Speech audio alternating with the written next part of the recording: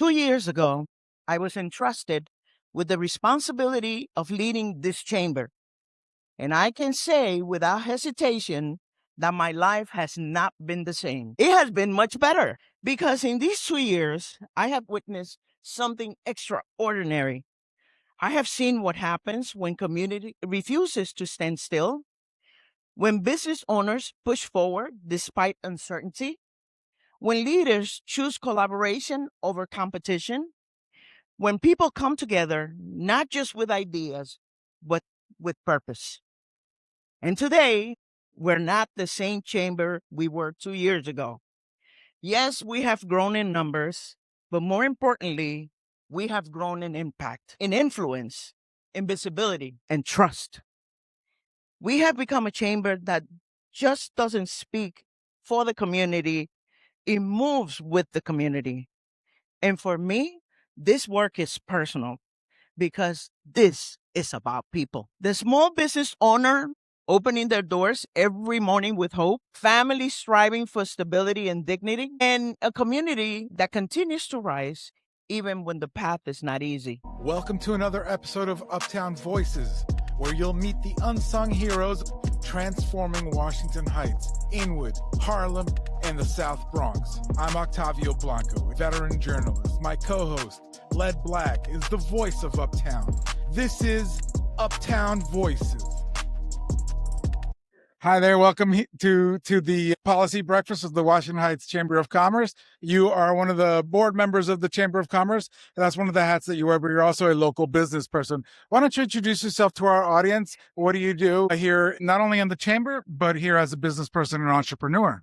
Thank you, Octavio. Yes, I'm a member of the Washington Heights and Inwood Chamber of Commerce. We're very excited that we have the annual breakfast. This is one of the largest events that we have hosted, and we have a really good turnout. I am a real estate broker. And what's your name again? Sandra Rodriguez. I'm a real estate broker here in New York State. So I specialize in residential. Well, first of all, I'm happy to be part of the Chamber, one, because it's 100 years old and I love to serve and be part of the community. So that's why I joined the Chamber.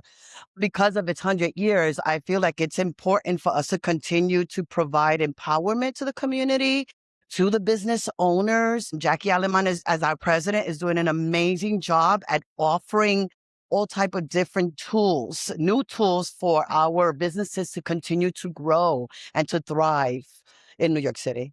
So let me ask you, you're a real estate broker? Correct. And you're specializing in Residential. And you operate here in Uptown and also in other places in New York. So I'm New York State licensed. I'm happy to help my buyers and sellers throughout New York.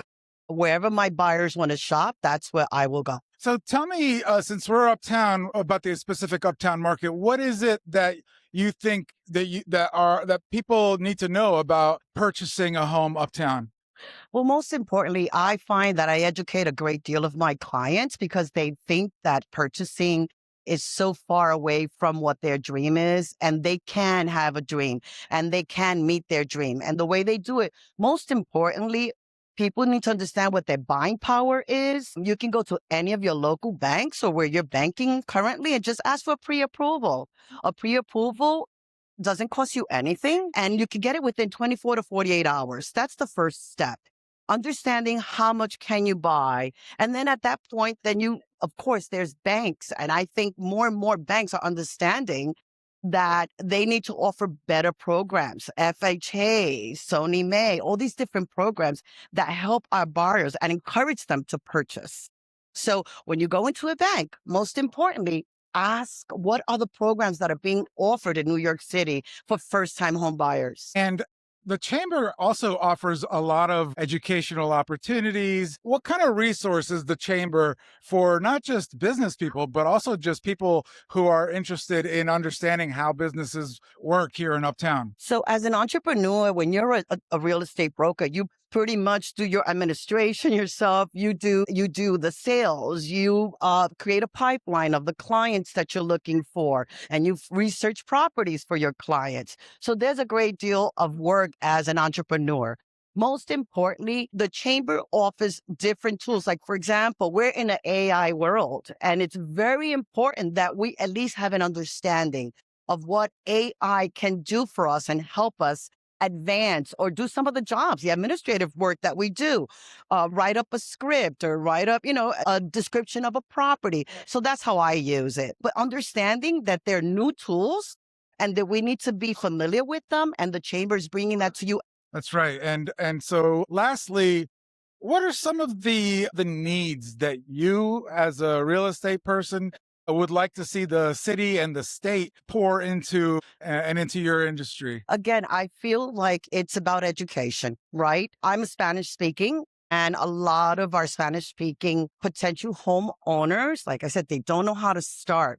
So understanding that the banks should be offering, making it prevalent and visible to their consumers that they do offer lending for first-time home buyers. That's really important. And of course, affordable housing for all is really important. I am a broker and I would love you to buy a house, but at the same time, we all live in this city and it has to be affordable. Thank you. Thank you very much. I Thank really you, Tavi. appreciate It's it, a Sandra. pleasure. Thank you. Thank you for being here at the Washington Heights Chamber of Commerce Policy Breakfast. A great event, the largest event that the Chamber does every year, all to help the businesses in Washington Heights. Let's start by introducing you. What's your name and what is your organization? Sure. So my name is Joel Abreu. I am the Business Development Officer or Loan Officer of the Upper Manhattan Empowerment Zone. We're a CDFI, and CDFI stands for a Community Development Financial Institution. We are basically a lender, right? We're a mission-led lender. So our goal is to inject capital into small businesses, whether it's a mom and pop or a not-for-profit or big developers. We also do construction loans, pre-development loans, term loans, and business lines of credit. How does an entrepreneur looking to start a business connect with you guys? And do you feel that that there's understanding of what a CDFI is and what UMES does? Yeah, I mean, first of all, it starts here, right? Get in touch with me. I'm gonna send my email, jabreu@umes.org. It starts having the conversation, right? We're here at this event, this great event, and we want to have that conversation. CDFIs are the intermediaries between a big bank that may, your business might get lost, right? I used to work at JP Morgan Chase. We called it the no factory. But a CDFI, we know the landscape. We know what it is to do business in Washington Heights. I used to be the business development officer, business development chair of Community Board 12.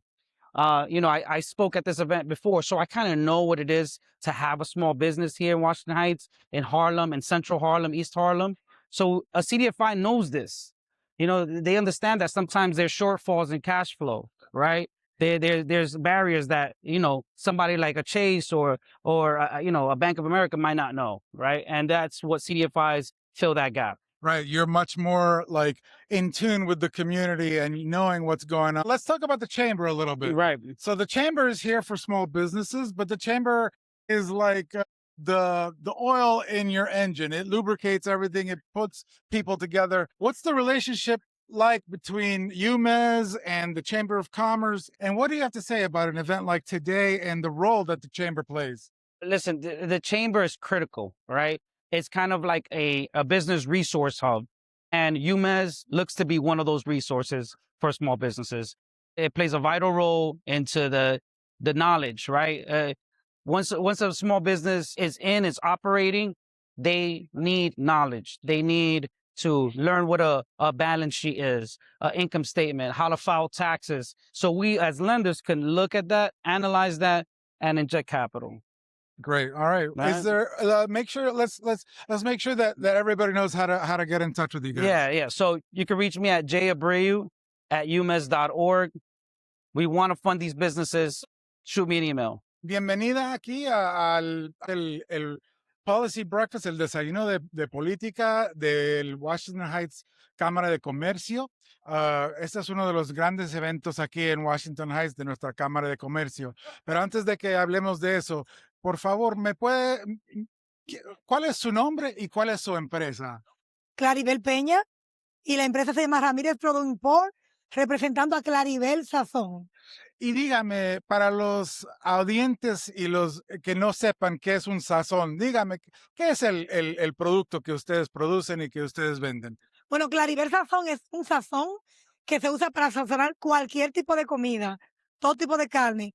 Es un sazón fabricado en República Dominicana y lo traemos aquí a Estados Unidos y lo distribuimos en todos los supermercados. Y usted me está diciendo que está en 400 supermercados en 8 estados. Así es, correcto. ¿Y en cuánto tiempo ha usted estado trabajando para traer este sazón a los Estados Unidos? Bueno, realmente esta marca la creó mi papá hace 35 años y le puso Claribel Sazón, pero aquí en el país ya estamos alrededor de 3 años y medio en distribución. Realmente la comunidad me ha apoyado bastante. Amo a Washington Heights y, ¿cómo le explico? Es algo que vino a cambiar la comunidad, la comida, la cocina. ¿Por qué? Porque es un sazón completo bajo en sal. Oh, es bajo en sal. Así es. Importante. Mira, yo te voy a decir que soy un fanático. Yo soy mexicano y todos dicen que hay mucha fama en la cocina mexicana y es la verdad. Pero la cocina dominicana me encanta. Exquisita. Realmente, no solamente tenemos el sazón, tenemos canela, tenemos flor de Jamaica, tenemos el orégano, que es el único orégano puro en el país, Claribel, el orégano de Claribel, y tenemos otros productos. Así que le invito a que me sigan en mis redes en @claribelsazón, @claribelsazón en Instagram, para que puedan ver el trabajo que estamos haciendo en la comunidad. Y dígame, vamos a hablar un poquito de la Cámara de Comercio. ¿Cómo ve usted la Cámara de Comercio? ¿Es miembro? ¿Está interesada en trabajar con la Cámara de Comercio? ¿Qué puede darle a usted de ayuda a organizaciones como la Cámara de Comercio? Bueno, realmente yo estoy muy agradecida de la Cámara de Comercio y al mismo tiempo de la presidenta Jackie Alemán. Soy miembro de la Cámara y, por ejemplo, la Cámara de Comercio impacta a la comunidad. ¿Por qué? Porque a través de este networking es que uno comienza a dar oportunidades, ya sea de trabajo, y al mismo tiempo a conocer personas para uno también expandir la marca. O sea, uno expande la marca a través de estos eventos. Muchísimas gracias por estar con nosotros y por estar aquí. El placer es mío. Bendiciones para todos y recuerden que Dios le ama a todos. Gracias, gracias. Okay, welcome to the Washington Heights Policy Breakfast, one of the biggest events that the Washington Heights Chamber of Commerce does every year. Tell me, what is your name and what is your business? My name is Navi Stoller with Navi Times Commercial Real Estate. We're one of the commercial real estate brokers in Northern Manhattan, probably one of the leading ones right now. And we really concentrate on Northern Manhattan commercial leasing, both retail and office and medical space. That's great. And so how long have you been working in Uptown providing these services? I'm going on my 25th year in Northern Manhattan. We opened up in just right around 2000, and we've been really concentrating on building the commercial landscape in Northern Manhattan. And what's the market like, and what are your clients looking for when they're looking for spaces in Northern Manhattan? The market seems to be very strong right now. We're getting a lot of new businesses coming in, a lot of businesses that are opening second and third locations. And we just feel like the market is ready. The neighborhood's hungry for new businesses. During COVID, people saw that Northern Manhattan was open for business, that it was one of the communities that people were still out like shopping and spending money on, in the storefronts. So I think that a lot of businesses during that time started moving north and taking these storefronts. So during that time, really the market became very strong. That's interesting to hear, because it's something that many people may not realize, that Uptown, the real estate marketplace for commercial real estate, is a strong market. And you're right. I think that there are a lot of people uptown who are craving new experience. Well, it has very small percentage of commercial space in Northern Manhattan. I think there's probably 5 or 6% to 95% residential. So when these commercial spaces really serve a purpose, they become very important to the people that are living here.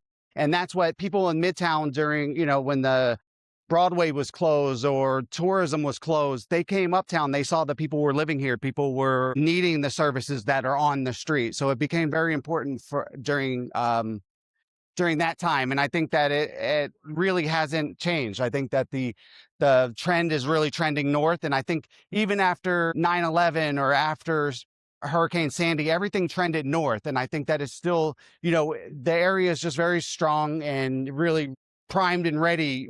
I think it has its challenges. There are things that we need to work on, but I think that once we get these businesses going, we need to patronize them. We need to get the people out to really know that they're here. And I think that's kind of why I'm here today, is I wanted people to know that we're open for business. Come and shop. You should patronize your local small businesses. It's very important. And talking a little bit about those challenges, what is it that the state and the city government can do to help both entrepreneurs like you offering commercial leases and properties, but also the small business people who are looking to set up shop uptown? Well, when people take these spaces, sometimes they've already been in businesses for 10 or 15 years. So there's lots of new things that need to come into place. So the red tape, I've had, restaurants that I've rented, second generation restaurants that are harder to move into than blank, spaces that aren't restaurants because, things become outdated, the ventilation. There's lots of red tape that I think that we do need to cut through to figure out how to improve the infrastructure. I'm doing a deal right now here on Fort Washington that we need to put in a ramp to make it ADA compliant. And I think that becomes important to really, when it comes to projects like that, I think it really not only cut through the red tape, but the city needs to, when a landlord's ready to do that, they should have all green lights to go and do that project. Right. So when there are upgrades and things like that, there needs to be an assistance from the government to help the entrepreneur understand what they need to do, but then also to implement it. It shouldn't just be all on the entrepreneur, I'm guessing. Is that what I'm hearing? I don't know. I don't get into that sort of political aspect of it, but my main thing is that I think that we need to work together to help nourish our small businesses in whatever fashion they need. And speaking about nourishing the small businesses, what about the Chamber of Commerce? We're at this great event. There's so many people here. How does the Chamber contribute to nourishing the small businesses? Well, I'm happy to see it, because I just think that this is exactly what we need. We need to spread the word. We need to open up the communication between the small businesses and the government. I think it needs to happen. And I think that this is exactly hitting on all cylinders, is exactly what the doctor ordered in this case. But I really love to see it. Awesome. Thank you, Navi. Thank you for taking your time. I'm Dr. Adam Aponte. I'm the CEO for the East Harlem Council for Human Services. It's a non-for-profit based in East Harlem, New York, 61 years old. It has multiple programs under its umbrella, including the Borinquen Neighborhood Health Center, which is a federally qualified health center. That's great. And my understanding is that you're looking for opportunities to expand, and you're considering an expansion here into the Washington Heights area. Yeah, so we've been in East Harlem serving that community for years. For those of your listeners and viewers, FQACs provide primary preventive care services to anyone, regardless of their ability to pay. And in Washington Heights, there is a dearth of providers like ourselves. So when you look at this entire community, the 10033, 10040 community, there's only two small FQACs, and then you have the hospital, which is a very different beast than a community health center such as ours. So we want to lend our services to Washington Heights. We feel based upon the fact that we were in East Harlem, Barrio, Latino community, we feel that we can come into Washington Heights and provide similar services. And so tell me again, what are some of the services that you provide, and how does it work? Yeah. So I like to describe it from womb to tomb, right? Everything from prenatal care, pediatrics, adult medicine, dental care, behavioral health services, care navigation. We try to bring as many services under one roof as possible to help people navigate this really complicated healthcare system, right? We can all get lost in this system. How it works? You walk through our door. That's all you got to do. Regardless of your ability to pay, regardless of your immigration status, we will see anyone who comes to our door. If you have insurance, we'll charge your insurance. If you don't, we have something called a sliding fee scale where we base it upon your income. And for people who are really, really low income, we give the care free, right? And so it's a great model. It's a safety net. is to ensure that no one falls through those cracks and has access to essential primary preventive care services. That is incredible service. And I hope that you are able to come up into our area because it really is an area that could use these kinds of services. Healthcare is so important. And especially nowadays with the political situation, it seems like it's getting more out of reach for people. What is it that keeps you going? What is it that keeps your business going? And what keeps you going to try to offer these really, really important services? Well, this is very personal for me. I'm an East Harlem kid, from Puerto Rico, born and raised in East Harlem, grew up poor, and really understood the challenges of getting great healthcare, witnessing in my own community what we today call health disparities. I want to change that for my community. So that was really, really important to me. And to your point, it is very challenging. There's a lot of headwinds out there now, particularly with, HR 1 and the changes to Medicaid, funding cuts at the state. Right now, as we stand here today, the state budget has not been passed, and we're looking for some assistance to continue doing the work we do. Remember, we see uninsured individuals. Those individuals still have a cost to us. And so we need the help of our federal government and our state and local governments to cover that gap for us so we can continue to provide these essential services. So I'm motivated by my passion for my community and the importance of making sure that everyone deserves great healthcare access, regardless of your zip code. That's excellent. And so for those of us who are watching, those of us in the audience that are watching, how can they find you? Where are you located? What are your socials? All that good stuff. So we're on 123rd Avenue in East Harlem, New York. Borinquen Neighborhood Health Center is the name of the building there. We're on, obviously, our website is www.borinquen, that's BORIKEN.org. By the way, that name Borinquen is the original name of the island of Puerto Rico before the Spaniards came in. That's what the Taínos called it, right? I'm on LinkedIn, so just look up Adam Aponte on LinkedIn, Borinquen Neighborhood Health Center on Instagram, and on Facebook. Awesome. Thank you so much. Good morning, everyone, and welcome to the 2026 Policy Breakfast of the Chamber of Commerce of Washington Heights in Inwood. My name is John Greenfield. I am the Vice President of the Chamber, and I am so excited to be with each of you here today because this is our largest policy breakfast in the history of the Chamber, a sellout crowd. Thank you to each and every one of you. And thank you also to the Armory for hosting us. How do you guys like this new space for us? And to Lolico Productions, who made all of our AV possible today. And I want you throughout the day, I know many of you already have, to take the time to visit our local businesses. They are our chamber partners.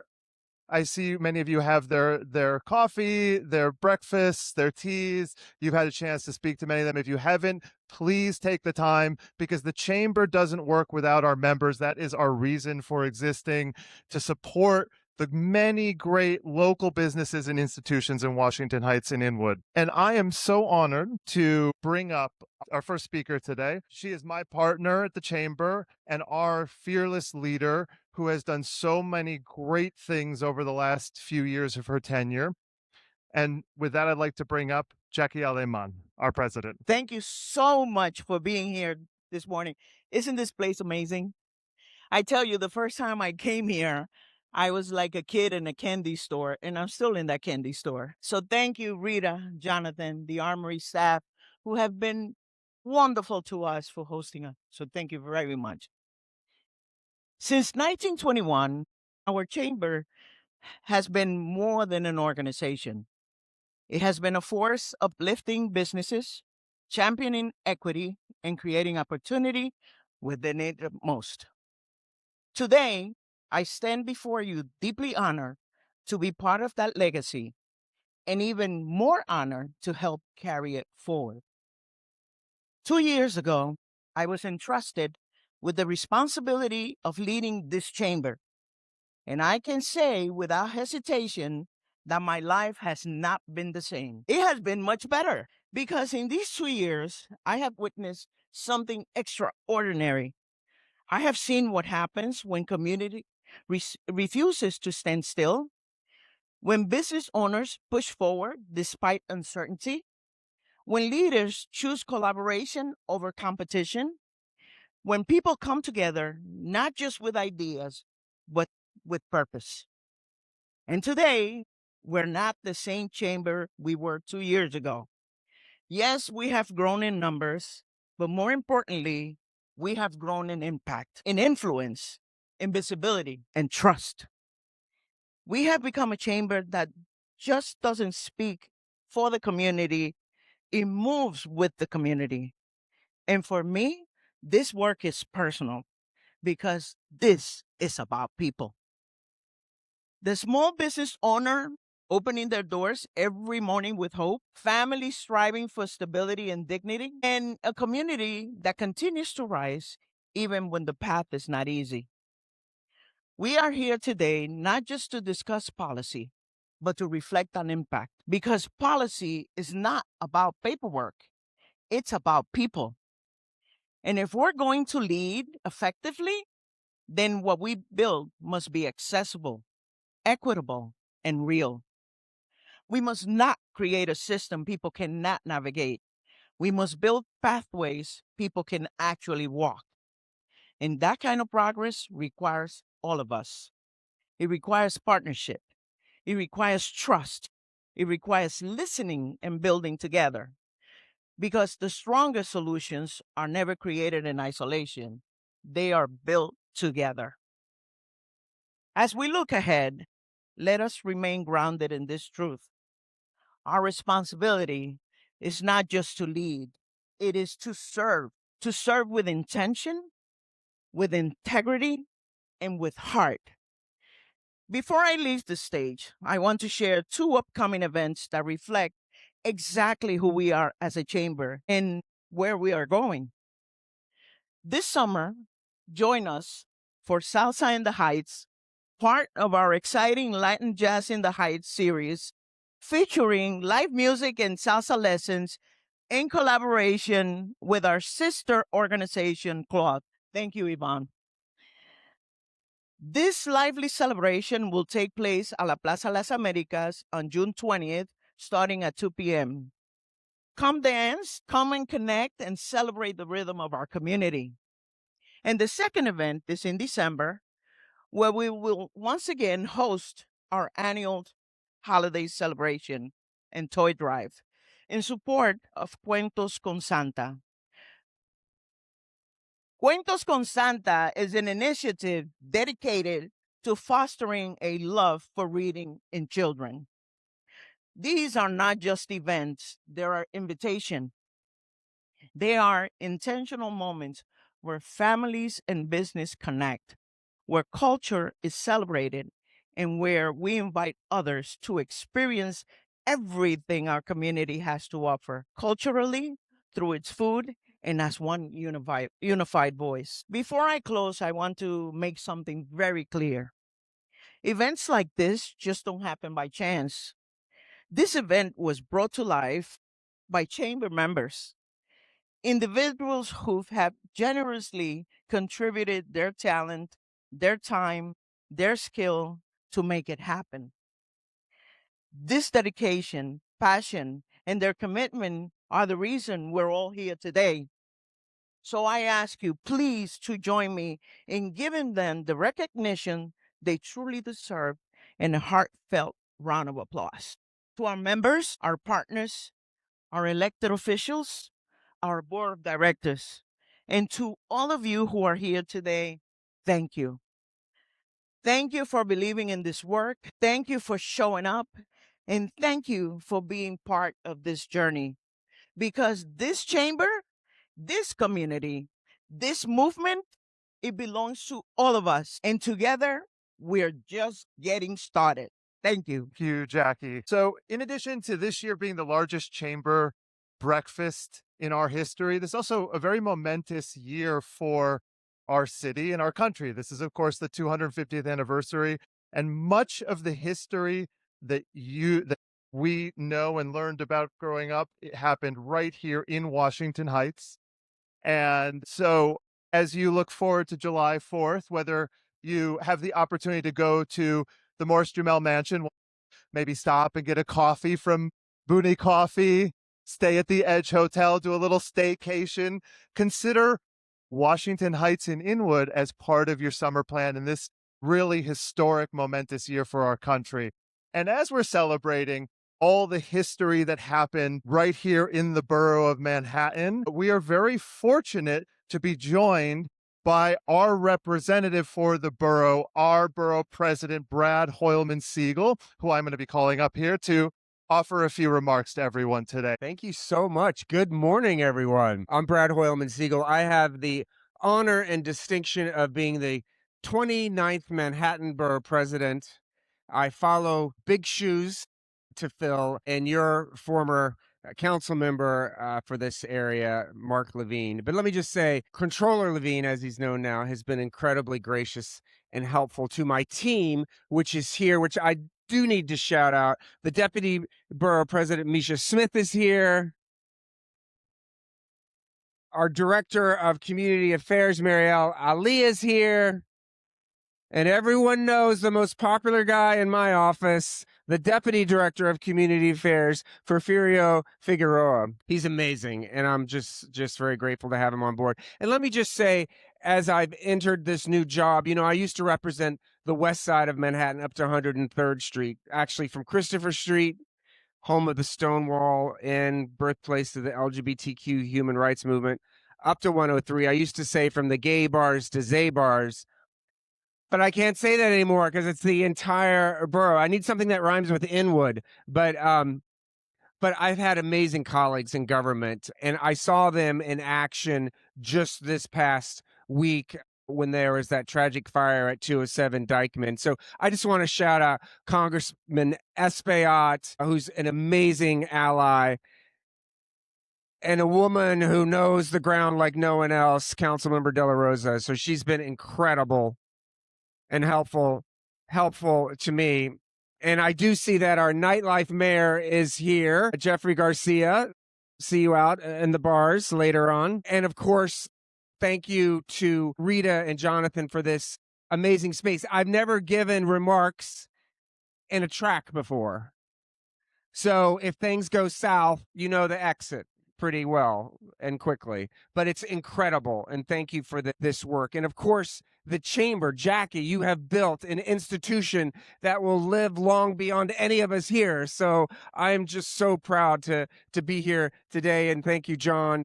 And thank you, Barton Jackson, for representing our community as the executive director of the National LGBTQ Chamber of Commerce. So thank you.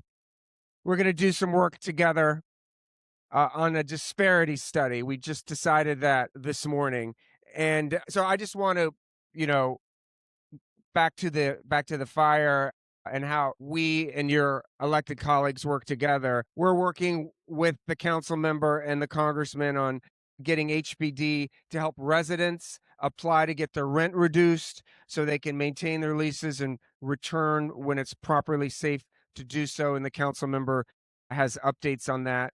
We also have an office, as many of you know, at 125th in Amsterdam. We're using that as a place to drop off supplies to assist those displaced. And if you have anything you wish to donate, be in touch with the council member, or you may go directly to 431 West 125th. And, you know, as borough president, which is different than when I was state senator, we have resources. Not only do we have an amazing team, but we have some monetary resources that we hope to be distributing to the local community in connection with this tragic fire, but also with nonprofits who need resources during this very difficult time for budgeting. So we're announcing something called Manhattan Flash Grants, and nonprofit organizations can apply to them. They are up to $20,000 a grant, and therefore reimbursable expenses. And Porfirio put some of these flyers out on the desk when you walk in, but you can apply starting today. And there's a QR code to show you how to do it. The other thing we're doing in anticipation of the World Cup and all the activity that's going to be involved with that is we are building on my predecessor's volunteer corps. So one of the things I've heard about on the campaign trail and now as borough president is so many people who want something to do. You know, it's cathartic, especially when, as the congressman knows better than any of us, when things are dark and foreboding in Washington. What can we do? Well, we're building on the controller's volunteer corps, and we already have over 500 Manhattanites signed up, both old and young Manhattanites and some people in the middle.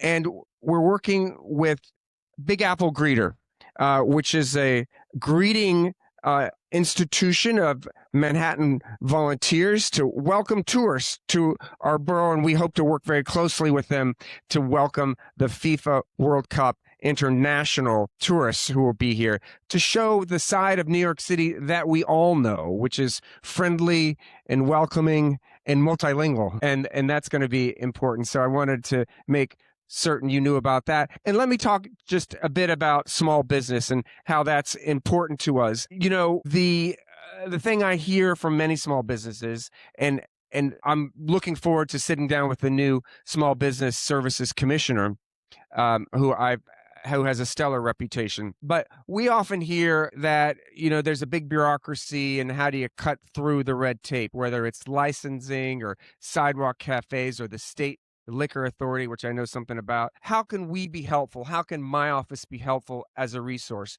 So we are instituting a small business navigator within the confines of our office, an actual live human being to help our small businesses in Manhattan interact with these city and state agencies that really provide the lifeline to our businesses. So we're happy to get that underway, and we're going to begin seeking a lot of advice from Small Business Services on how to do that. One of the things we want to do, and we've all seen it through Manhattan, you're walking down the street and you see a line like it's 3 blocks long, and you're like, what the hell is that? And I'm always walking up to those people and saying, what are you in line for? And, you know, there was actually a Saturday Night Live skit about it. They called it Dumb Long Lines. But what they are small businesses that are going viral on social media.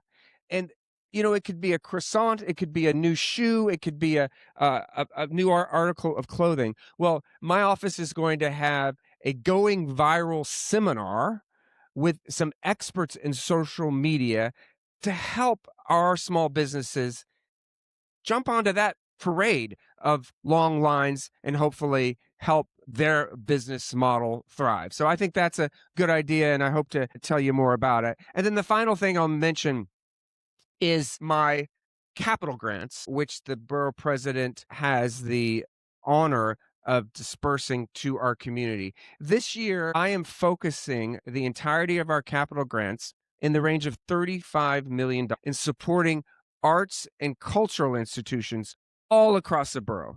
Again, with things in Washington, with freedom of expression under attack, with NEA grants being decimated at every level, we think it's important to support cultural institutions. We're saying to them, here's $2 million, but we want you to raise another million or another two privately from your resources, from your board, from other government actors to increase accessibility and availability to Manhattanites. You know, one of the things that I find most distressing is when I meet a young kid, let's say in a local high school, they've never been to Air Barrio, they've never been to the Metropolitan Museum of Art.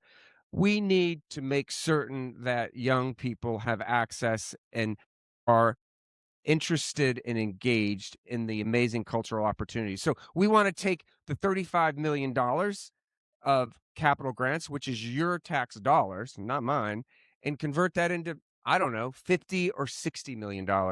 And we're calling that the Manhattan Multiplier. So I hope you hear more about that. And then finally, an issue that is across the borough, but really only from 96th Street to Reed Street, is a tax that is only imposed on small businesses in that sector. Not up here, but from 96 to Reed. It's called the commercial rent tax. And it sometimes can cost a small business $25K a year. There was a speaker a few decades ago who removed that tax in every borough. It was a 5-borough tax at one point, except for Manhattan. Turns out he was from Queens, so it was smart on his part to do that. But he left Manhattan as the only place where this tax is imposed, where we're working with state lawmakers, and I've commissioned a study from the Independent Budget Office to see how that tax hurts our small businesses in Manhattan. So those are a few areas where I'm working to encourage small business generation. But I really intend to continue to work with the chamber here and build on all of your efforts, Jackie, because small businesses, we know, are the heart and soul of our local communities and the heart and soul of Manhattan. Thank you very much. Have a great afternoon. Thank you, Borough President. I imagine we have a couple of businesses that are going to want to take advantage of that viral education class, because one of the challenges that many businesses face is getting the word out there. And I think that that's going to be a really great opportunity for many of our partners at the Chamber. We're also honored to have a number of other elected officials with us today. And perhaps most importantly, when we talk about the opportunities that our federal government can provide local businesses, we have no greater champion than our local Congress member for the 13th District, Congressmember Adriano Espaillat, who I would like to welcome to the stage to say a few words before he makes his way back to DC to get back to all the hard work on our behalf. Congressmember. Okay, how's that? Well, welcome to the Armory. And thank you, Rita and Jonathan. This is the home of for some of you that may not know, the home of the National Track and Field Hall of Fame. It's also the home of the Millrose Games, the biggest indoor track games that traditionally were held at Madison Square Garden, but are now being held here. So Rita and Jonathan, thank you for all you do.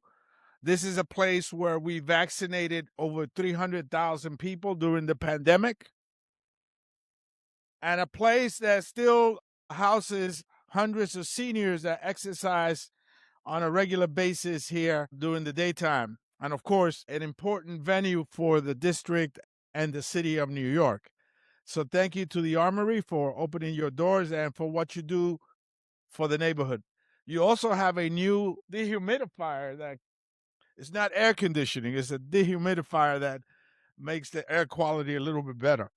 But anyway, transportation. I think that Northern Manhattan is uniquely positioned in the long, narrow neck of Manhattan. And as such, it is also uniquely positioned to be a transportation hub, not just for the city of New York, but for the entire region.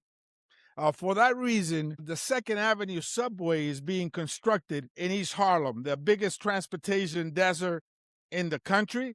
It will move over 200,000 people every day and decongest the most overcrowded line, the Lexington Avenue line in the East Side. But it will also connect Harlem, East Harlem, and Northern Manhattan to the rest of the world. Now, the 3rd phase of the 2nd Avenue subway, which, as I said, the 2nd Avenue subway is a $7.7 billion project. The 3rd phase proposes to go west and connect to the number 1 line. That has been pronounced already by Governor Hochul to be the next phase. And that will create a transportation hub in Northern Manhattan that will rival Grand Central Station. In fact, the project is called Uptown Grand Central. And you will no longer have to go down to Times Square to cross over from the west side to the east side or from the east side to the west side. You'll be able to do it on 125th Street. With that, of course, you'll have future water transportation on both the Hudson and the Harlem River, and you'll have a connection to Metro North that goes to 12 counties as far up as Connecticut. Also, rapid bus services to LaGuardia Airport. That will transform Northern Manhattan. You will no longer have to go downtown. You will be able to do it uptown. And so transportation is critical. And at the center of that transportation model is congestion pricing, which has been a tremendous success. Congestion pricing was the tool that we had to present to the Federal Transportation Administration to ensure that we argue that the finances were in place to take care of the rest of the subway system while constructing a $7.7 billion project, which is the 2nd Avenue subway.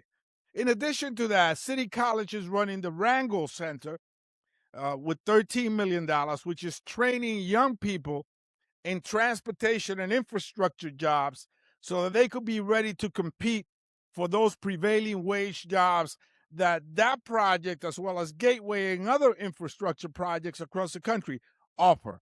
Last year, they trained over 1,000 young people, and we'll continue to train them as we go forward.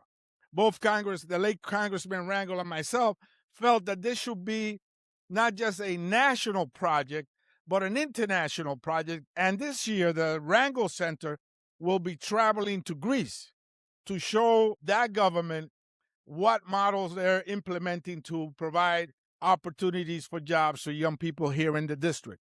So that's the Second Avenue Subway, an important one. The second project is the Kingsbridge Armory in the Northwest Bronx, not too far away from here, which is the biggest armory in the country, 500,000 square feet. It proposes to be an economic engine to the Northwest Bronx. It will provide housing. It will provide an entertainment venue run by Live Nation, training for union jobs, as well as educational space and open space. Finally, the third project is a full-blown cultural center for Northern Manhattan, consistent with the established Dominican Historical District that will provide first-class access to art, history, and culture in the northern tip of Manhattan. These are three signature projects that together will provide thousands of jobs, economic activity, and great opportunities for small businesses. Two other areas that I want to also, and by the way, the Kingsbridge Armory came as a result of a budget opportunity given by the mayor and the governor, each of $100 million, to ensure that the space will be built. Finally, after years of waiting, that part of the Bronx, which was the hardest hit by the pandemic in the entire country, will get an opportunity to see some economic growth. The two other items that I think are important are energy costs. Now, very often we hear from small businesses that the rent is high, of course, that maybe foot traffic is down, the regulations are overburdened. But energy costs continues to be one of the biggest challenges for small businesses. A small bodega with all refrigeration equipment and a bodega cat hanging around often have to pay $2,000 and even $3,000 worth of light bills in summer months.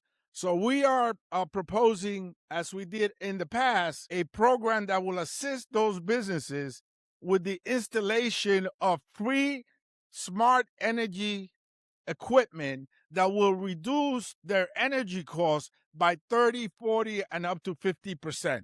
This year, we're doing it with beauty salon and barbershops. In the past, we've done them with bodegas and other small businesses. We will be doing that with the help of the Hispanic Federation.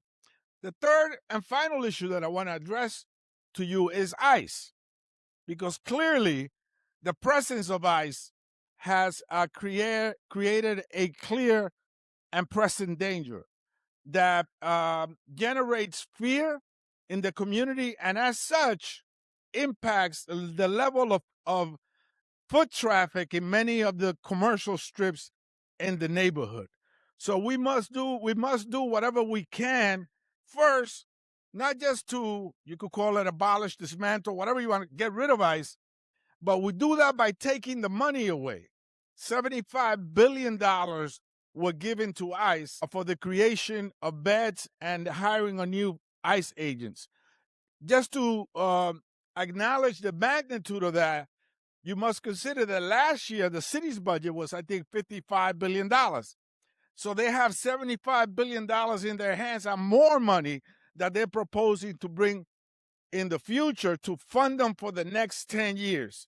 The way to reimagining a new immigration system is to claw the money back and make sure that that money is given first to Medicaid and then to the SNAP programs that have been dramatically dismantled.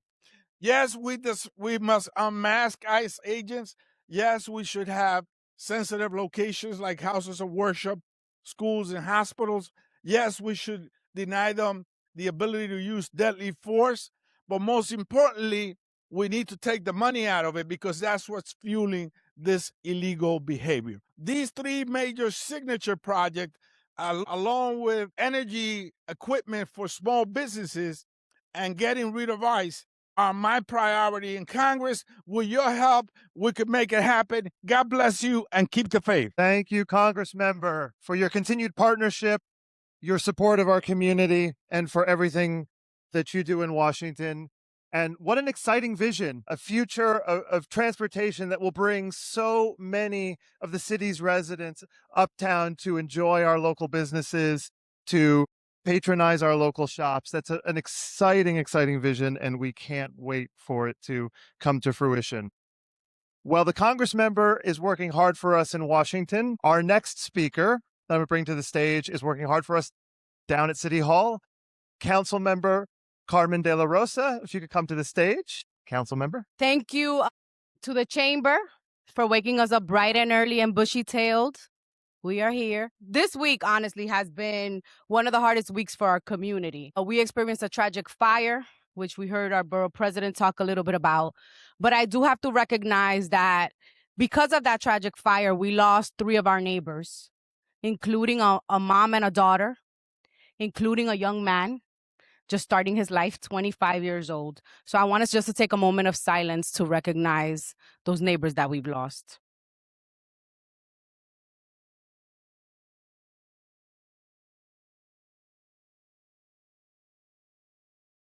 Thank you all. It's been a very difficult week. We've been on site with our neighbors on Dykeman Street for the last 4 days. And I want to thank the borough president, the congressman, the senator, the assembly member who have all been there, and their teams have all been there around the clock. You know, we have over 100 displaced residents, including children. We have elderly, 90, 94, 95. We have 5 neighbors in critical condition. We have 2 businesses that also are impacted, a barber shop and a medical dental office. And SBS has actually been on site as well, helping those businesses. We want to thank the community for the outpouring of support. As the borough president mentioned, there are 4 sites that are donation sites, including the community board, which is right near here, including Holy Trinity Church, including NYMIC, and including the borough president's office on 125th Street. So if you all find it in your hearts and have to give, these families need toiletries, these families need shoes, these families need work clothes. Believe it or not, in the midst of displacement, people are asking me, how can we go to work? That is our community. Even in the ashes, they lift up and they go to work. That's what they know how to do. So with that in mind, I want us to just think about all of the issues that are impacting our community. I want to thank Jackie Alemán for being a force of nature. Thank you, Jackie, for all the work and the board of the chamber that you are doing. You know, we know that our small businesses are not only an economic engine. The second largest employer in our community is hospitality. First is the hospital. Third is nonprofit. So we know that without our small businesses, this community cannot thrive economically. But we also know that as a community, our small businesses are also the heart, the beating heart of our culture, of our expression, you know, and it is important and it is a privilege to work with Jackie and her team to make sure that our businesses are at the forefront of the work that we do. I want to piggyback on my colleagues, the borough president, the congressman, who had excellent presentations today of what we can do together. I want to talk a little bit about some of the work that we've been doing in the council in terms of navigating city services, navigating quality of life issues, which is sort of the flag that I take up as the council member, whether it's dealing with sanitation services in our community and making sure that our community is clean. Our office has been dedicated to making sure that in addition to the city budget that gets allocated to our district every year, we add an additional sometimes $90,000, sometimes $100,000 to the Department of Sanitation for manual pickups that happen in the community. We also are funding our bids in the community, the Washington Heights bid. And I need to shout out Yvonne Stenen and all of the work that is happening for the creation of a new bid in our community from 155th Street to 178th Street on Broadway, which is going to be a critical, which is and will continue to be, but it's a critical project because if you walk down Broadway, one of the things that is most shocking is the vacancy rates on Broadway. And you're like, this is Broadway. Why are businesses closed? The reason that businesses are closed is because when we talk about the affordability agenda and our mayor and the city council is headstrong in dealing with the affordability agenda, our businesses are not exempt from that affordability agenda. When I speak to a small business and they tell me, Carmen, in order to keep my doors open, I have to pay $38,000 a month. $20,000 a month, $15,000 a month, without taking into account food, maintenance, employee labor. Our businesses are really, really stretched to the limit. And so that affordability crisis is here. And that's why we're seeing such vacancy rates. We know that when our commercial corridors have such high vacancy rates, along with that comes quality of life issues. We've been dealing with things like the opioid crisis in our community. We've been working hand in hand with the Department of Health, with the Parks Department. Believe it or not, Northern Manhattan, we are the home of the second largest green space in Manhattan outside of Central Park. And our parks and our businesses are connected as well. And so dealing and working in collaboration with the Department of Health, with the hospital, with On Point, which is the safe injection site on 179th Street, to make sure that we're dealing with the crisis at hand when it comes to opioid use in our community, has been a challenge and something that we continue to do. As the city rolls out programs like outdoor dining, and I know that our Nightlife mayor, he comes out in the daytime though. Jeff Garcia is here. He's a vampire. You're a vampire, Jeff? Yeah, he's a vampire, but he's safe in the daytime. Jeff Garcia has been such an ally to us in helping our businesses understand that outdoor dining program. And there is conversations happening at the city council right now about making the outdoor dining program year round. I know there's some quality of life issues that comes with that, but we're dealing with that as well. And in addition to that, utilizing our plazas and public spaces as extensions for cultural expression, for businesses, for our community is going to be super important. We've been meeting with the Chamber and some of our nonprofit allies uptown, the Parks Department and the city about the opportunities that will come with the FIFA World Cup. We heard the Borough President talk a little bit about that. And we're trying to come up with a plan. It's only in a few weeks. We're trying to come up with a plan uptown to make sure that our businesses can also take advantage of the opportunities to come. So more on that soon. I also wanted to mention that I've been working with our neighbor, council member, and now majority leader, Sean Abreu, in the conversation around ferry service to Upper Manhattan. When I think about our small businesses and I think about some of the challenges of getting people uptown, one of the things that always is at the forefront is that the things that are happening downtown don't always happen uptown, right? And we don't want all the things, no offense, Borough President, that happen downtown to happen uptown. But we do want the foot traffic for our small businesses. And one of the conversations that's also happening in the city council, and I'm proud to be working with Councilmember Abreu on this, our majority leader and transportation chair, is this conversation around ferry service to Upper Manhattan. We have very rich waterfronts, and we want to make sure that the same way that people can get on a ferry and go to Brooklyn, and this conversation is happening about Brooklyn and the Bronx, that Northern Manhattan is not left behind in that vision. So we're working on that as well. And then finally, I want to talk about flash flooding. Our community, whether we remember it or not, sometimes we do, sometimes we don't, is an environmental justice community. When we think about the social determinants of health, I sound like Columbia, like the hospital right now. Julio's looking at me. Yes, Julio, I'm taking your talking points. Our environment has such an influence on our health. And here in Northern Manhattan, you all have seen how flash flooding has created severe damages for our small businesses.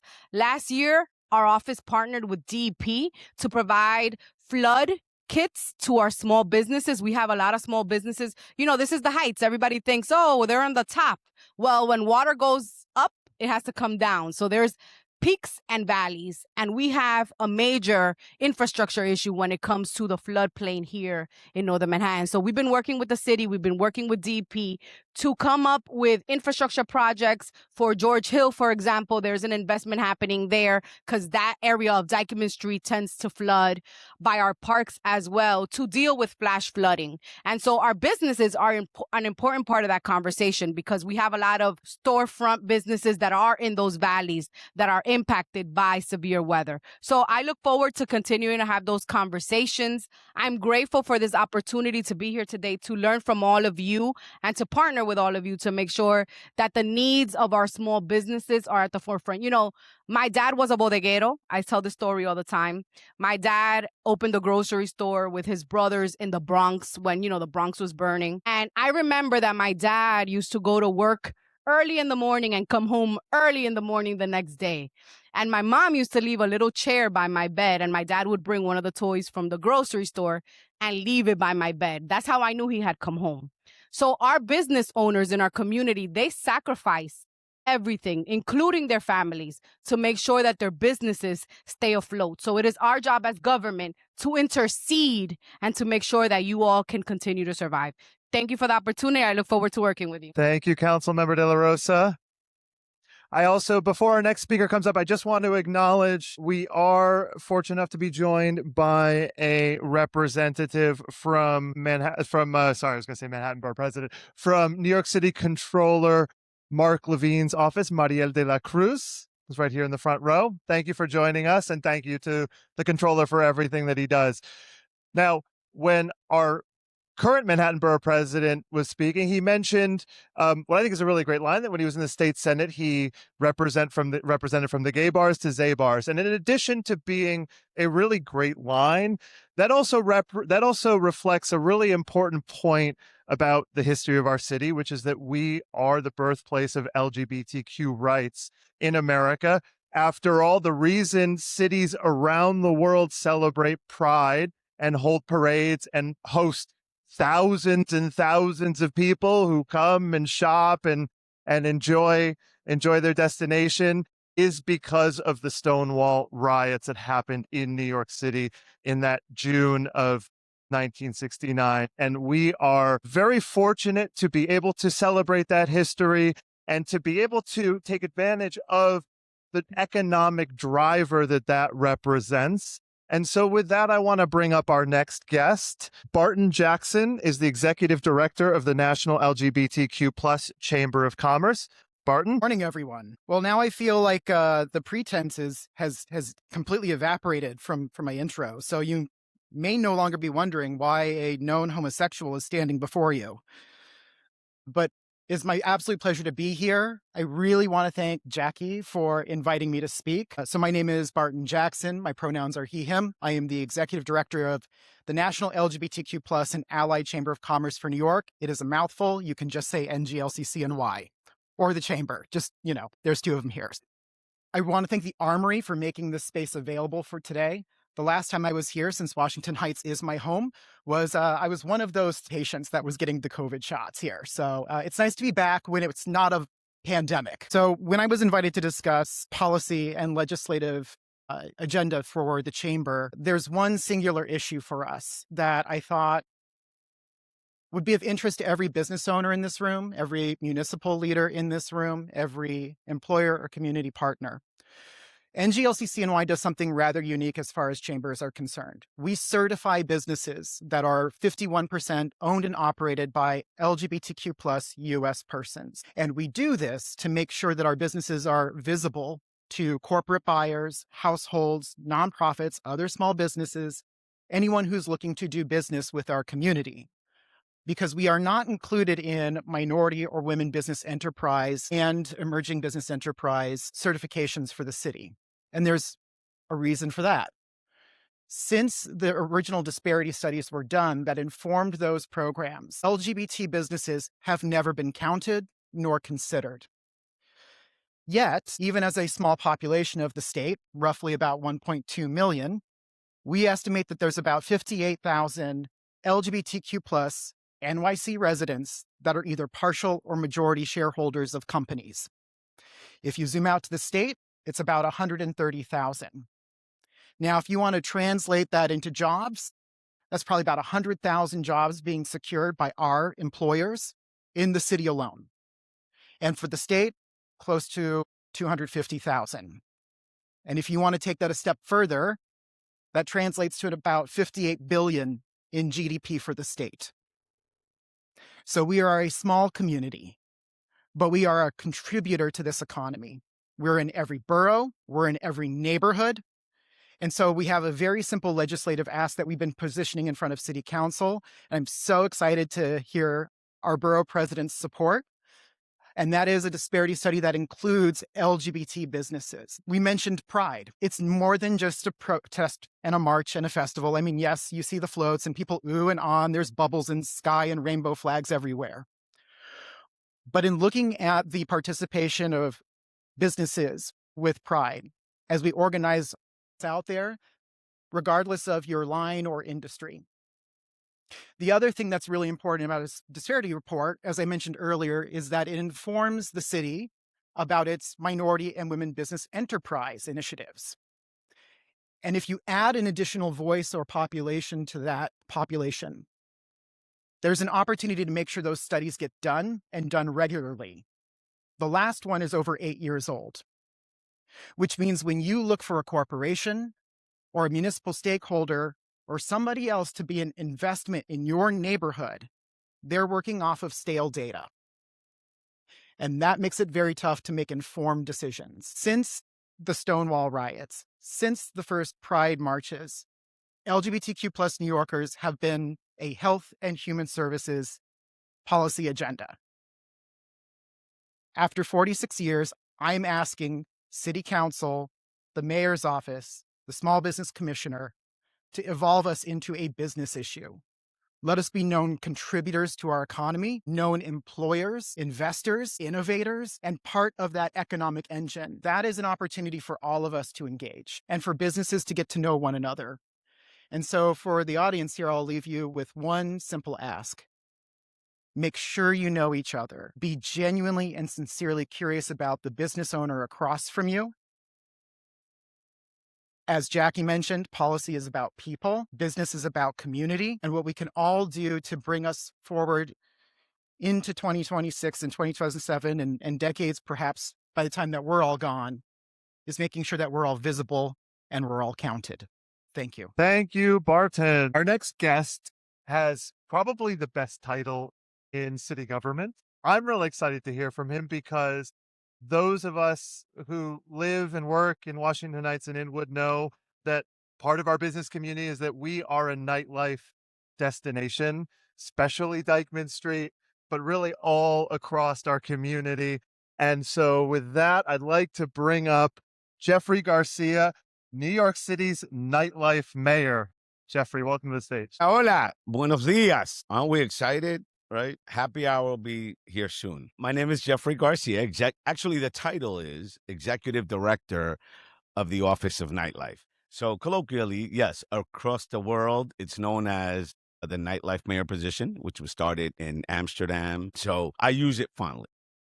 I want to tell you a little bit about me. I was born and raised in this community. So this community is near and dear to me, on Academy and Post. I later went on to become an NYPD police officer and retired as a first grade detective 12 years ago. I'm sorry. I'm aging myself now. Then opened a small business in this community. My wife now has a business on Dyckman Street, called Mon Amour Coffee and Wine. I also started an advocacy association in this community called the New York State Latino Restaurant Bar and Lounge Association to help our Latino business owners in this community. And when I was a young man, borough president, I worked at Zabar's. So, and now my office sits in the Department of Small Business Services. The Department of Small Business Services here in New York supports over 180,000 businesses in this city. And we have programs like our NYC Best Team, which support businesses with free compliance advisors to walk through your business, right? And identify potential violations to save you money, to keep the money in your pocket, and to put that money where it's best suited, right? Which is advancing your business, which is hiring new people. So we want folks to reach out to us and take advantage of these type of programs. We saved businesses over $60 million last year through this program. We have things like free commercial lease assistance to help you keep money, again, in your pocket, providing free legal assistance if you want to renew or you're getting into a new lease. We have fund finders, right? The mayor just put out a new loan program that we can help you find financial assistance, right, through local CDFIs. We have here David Correas, my dear colleague, who works with the MWBE program. So he's here. Reach out to David. He's in the back. He can help you become certified here in the city of New York, which then in turn can help you get contracts with the city. And we support our bids, which I believe Isidro might be here, right? And our business solution centers, which again helps businesses locally. And all this fits right into the mayor's plan when he came in, EO 11, Executive Order 11, on how we can support businesses. How can we get businesses to open faster? How can we cut red tape, right? And SBS works with every single agency in this city to do that. So we're happy that the mayor's taking this on and has put SBS to lead this. Now to talk about Nightlife, which is the area that I run within the Department of Small Business Services. Nightlife, the economic output of Nightlife for this city is $35 billion. That's a lot of tax revenue that helps support a lot of other things across this city. It supports 300,000 jobs. So it's an important part of our ecosystem and our communities, like the council member said. A lot of this, the second employer you said, here uptown, huge, and all across this city. And it's what keeps New York vibrant. It's why 1 in every 3 tourists that comes to New York looks at what nightlife is in this city and how it's become such a 5-borough nightlife city. And I'm sorry, Borough President, I know it was always Manhattan, right? But nightlife has become a 5-borough city. So I'm really excited about the work that we're doing. And within my office, we do work to mitigate issues, right, between the venues and the community with programs like CURE, coordinating a united resolution with the establishment, with MEND, which is a free mediation program that if there are issues with a community member and a venue related to quality of life, like noise or sanitary problems, we can bring these folks together to talk to each other. And what we've realized that in 87% of the cases, when people talk to each other, we can find resolutions. And we do great work in harm reduction. Nobody would have thought that, this is what our office does. But we have a program called Narcan Behind Every Bar, right? We understand what the opioid crisis is across our city and across our state. And we train and provide Narcan kits for nightlife venues to have, just like they have a first aid kit behind their bar. And again, not because there are issues related to people overdosing in venues, but we want to be ready to give someone a second chance at life if needed. It could be something that's happening outside your venue. And now the police or the community may know, hey, that venue has Narcan. And those few seconds there is what really can make a difference in saving somebody's life. So I'm really excited about the work that we do. And I'm really, obviously the council member mentioned it, our emergency response team.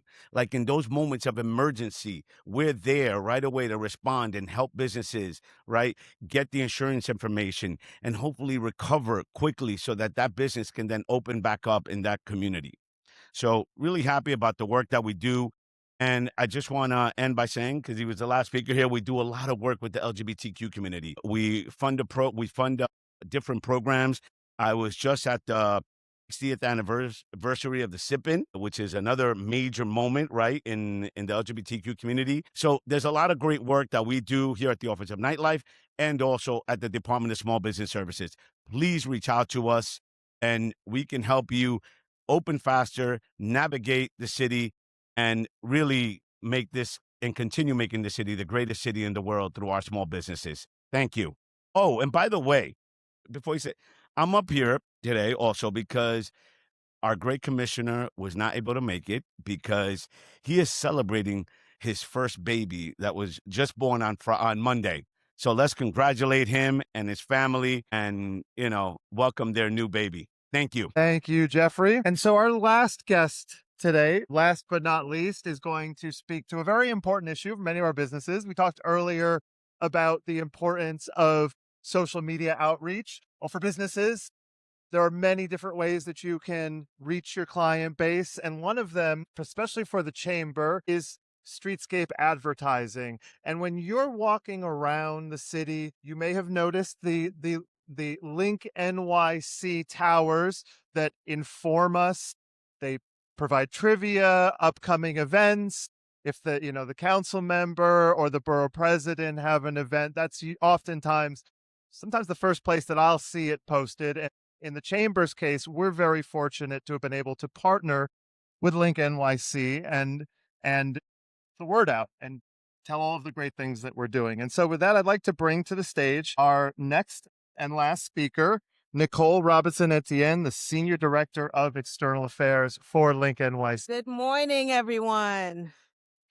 For those of you who I haven't had a chance to meet yet, my name is Nicole Robinson-Etienne. As just mentioned, I'm the Senior Director of External Affairs at LinkNYC. I have with me my colleague, Francis Bates, who is the Manager of Community and Government Relations. My host, Francis. It's such an honor to be here today with the Chamber alongside so many leaders committed to strengthening New York City's small business community. I want to thank our council member, our commissioners, our elected officials, and our Manhattan Borough President who brought his team here. But where's Tyler? Tyler calls our office on a regular to post all the great information that you have. So we want to thank him for utilizing our screens to promote your grant program and everything else that you were doing. Your leadership, all of you, is essential to building a more inclusive and resilient local economy. And I want to especially thank and acknowledge our partnership with Jackie and the Chamber.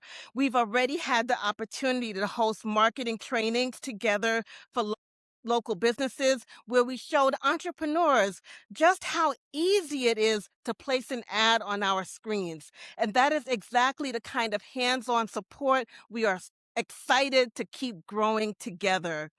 At LinkNYC, we believe that connectivity is a human right, and that when we invest in digital access, we invest in neighborhoods and the community businesses that power them. Updated Link Local program isn't designed to just drive foot traffic for local entrepreneurs and small business owners.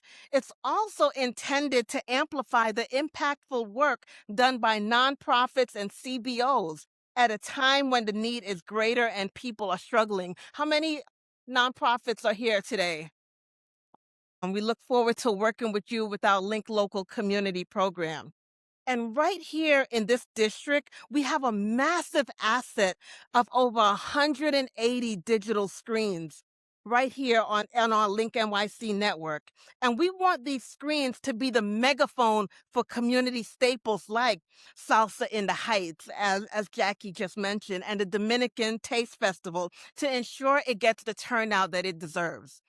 So for many small businesses, large-scale advertising might feel out of reach, but LinkNYC levels that playing field so mom and pops can show up right alongside major brands on Broadway. And LinkNYC screens are for everyone, regardless of your business's size or your nonprofit's budget. So today, we're offering everyone here a special WAHI discount code. Even if you have a little bit more than $0, even if your budget is $2 a day or $20 a day, or even if you don't have graphic design or marketing skills, we can help you meet your needs. And we encourage you to give LinkNYC a try. And today, also, if you put in your business card in the bowl as you came in, you have just been entered into a raffle for free custom ad on the LinkNYC network. So we remain committed to ensuring that LinkNYC screens reflect the communities they serve, highlighting local businesses, sharing hyper-local information, and connecting people to resources and opportunities. And that's only possible through our partnership with organizations like the Chamber and the BIDS, and with city leaders and agencies, and with all of you. So my message today is simple. This is a partnership. I want you to use LinkNYC. We want to train you. We want to help you show up and grow. And we want to keep working with the Chamber to bring more resources and more visibility and more opportunity directly to community businesses. Because when small businesses thrive, the entire neighborhood thrives. And that's what this is really all about. So if you've ever walked past a link and thought, how do I get my business up there? Francis after this, and we'll make it happen. Thank you.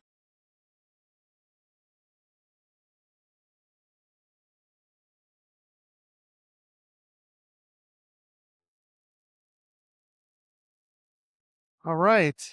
And we're going to end today's program with two more sets of speakers. First, if Jackie, you could come up to the stage with me, and we have those. Okay. So today's event is the product of hard work of a lot of people at the Chamber. Jackie mentioned them at the outset, but we do want to end our program by thanking everyone who made today possible, beginning with two very important individuals, Jorge Tuto Taveras, who I'd like to bring up to the stage, taking him away from his audiovisual duties, and Jonathan Ullman. When you look at what we have on the screen, what we put on our website, what we produce, what we advertise, it doesn't happen without these two individuals. And so we want to give them a small token of appreciation, which Jackie will present. So we are proud to recognize John Ullman, John, who has been a dedicated member of the Chamber for approximately 8 years and an essential force in its behind day-to-day operation. His commitment to both technical and administrative responsibility, John has consistently ensured that the Chamber operates smoothly and effectively. John has truly been the adhesive holding everything together, especially during times of leadership transition. His steady presence, reliability, and problem-solving mindset have had a lasting impact in our Chamber. So, John, today we want to recognize all your effort and dedication. Thank you. So I just want to thank Jackie, the Chamber, the board, the members. You know, when Jackie first mentioned this to me, the first words that flew out of my mouth was, "You really don't have to do this." She said, "I'm going to do it anyway." So I thought, wouldn't naming a building after me be easier? But I've had an idea since then. So how about the John Ullman Washington Heights Ballroom? Because if we need a ballroom, it's right here. No, but thank you all, Ed. Thank you very much. There's an old Cole Porter song, Katie Goes to Haiti, which I've come to realize has kind of mirrored my experience up here. Katie went to Haiti, stopped off for a rest. Katie made it native. Katie was impressed. So I referred you all to that song to kind of, my journey up here in Washington Heights. When Katie died at 80, they buried her at State. Maybe you'll build a ballroom for me then.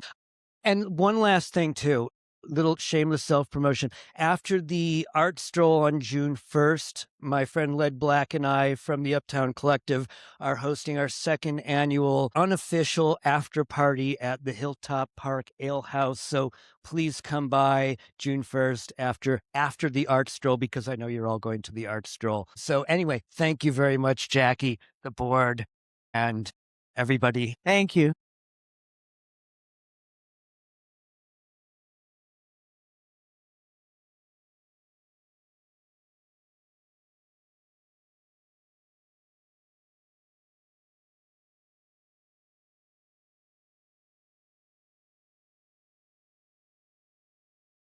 Okay, so our second honoree is Jorge Tuto Taveras, a valued Chamber member since 2024, but who has quickly become an incredible asset, partner, and collaborator. Tuto has played a key role in elevating our work, leading the filming of our monthly Member of the Month interviews, providing guidance on marketing and technical projects, contributing photography, and supporting the overall production of our events. In fact, the video that you saw at the beginning of the event was his creation. And every time I see that video, I cry. So today, the chamber, the board, the community wants to thank you for all the work that you've done. Thank you. Not speaking, but what comes to mind is long ago when I started this path of spirituality, and after I overcame my religious, fever, service and community has been at the center of my life. It has filled my life like nothing has. So it should be me thanking you for allowing me to be of service and to be part of this community. Thank you. All right, John. Tuto and John, thank you so much. And last but not least, that's exactly. I want to call up every member of the chamber. Oh, wait, he's saying what photo is it? Photo and then the board member.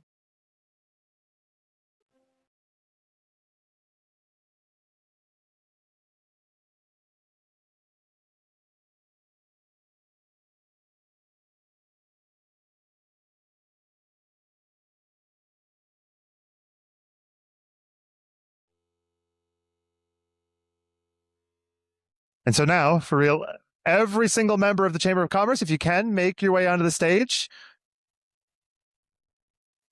As I mentioned, this would not have been possible without everyone's hard work. And so I want to make sure all of our colleagues on the board have the opportunity to stand before you so you can give them a round of applause. Thank you to the members of our board. Very